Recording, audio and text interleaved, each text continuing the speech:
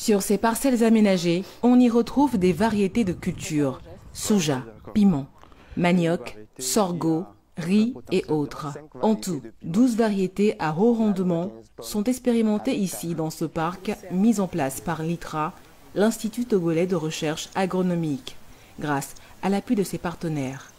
La création de ce parc vise à contribuer à la diffusion des travaux issus de la recherche agronomique auprès des producteurs. Ce parc a été mis en place parce que c'est l'un des outils de diffusion de technologies. Les technologies sont généralement générées par la recherche, mais qui ont du mal à aller au niveau des producteurs. Donc, comme outil de diffusion de technologies, ce parc a été conçu avec l'appui du CORAF. Nous avons mis en place pour pouvoir faire le transfert de technologies au niveau des utilisateurs. Étendu sur 2 hectares, ce tout premier parc a surtout pour vocation de contribuer à améliorer la productivité agricole. Par exemple, cette variété de riz dénommée le S-Baika est en expérimentation au parc. Originaire du Ghana voisin, elle a un cycle de 105 jours et un rendement de 10 tonnes à l'hectare. Cette variété est en train d'être introduite progressivement en milieu paysan pour son potentiel. Pour le constater, nous nous sommes rendus dans la localité d'Akode-Sewa, dans la préfecture de Vaud 4. Producteur de riz depuis 6 ans, Aglo-Komi expérimente cette nouvelle variété de riz dans son champ.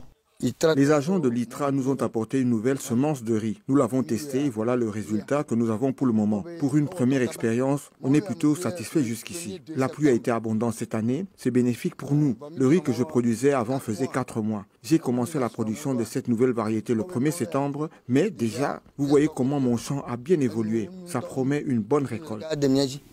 Pour inciter les producteurs à découvrir et à s'approprier les innovations mises en exergue au parc, des visites et des journées portes ouvertes sont régulièrement organisées.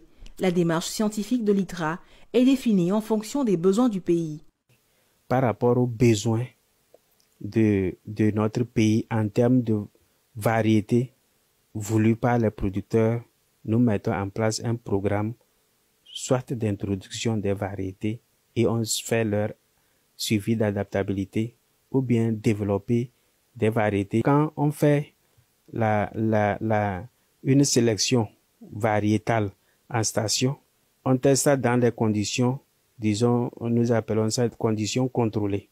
Nous apportons tout et on voit le potentiel de la variété.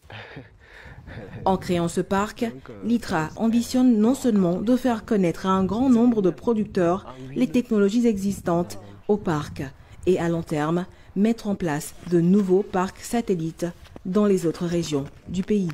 Amena Signon pour VOA Afrique, Lomé.